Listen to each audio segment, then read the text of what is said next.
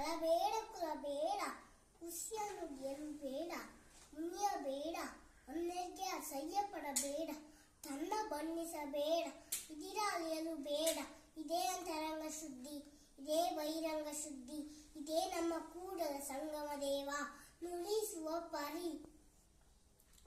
ತಂದೆ ನೀನು, ತಾಯಿ ನೀನು, ಬಂಧು ನೀನು, ಬಳಗ ನೀನು, ನೀನಲ್ಲದೆ ಮತ್ತಾರು ಇಲ್ಲವಯ್ಯ.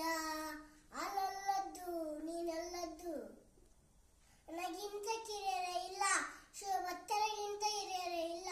ನಿಮ್ಮ ಪಾದ ಸಾಕ್ಷಿ, ಎನ್ನವನ ಸಾಕ್ಷಿ, ಕೂಡಲ ಸಂಗಮ ದೇವ. ಹೇಗಿದೆ ದಿವ್ಯ?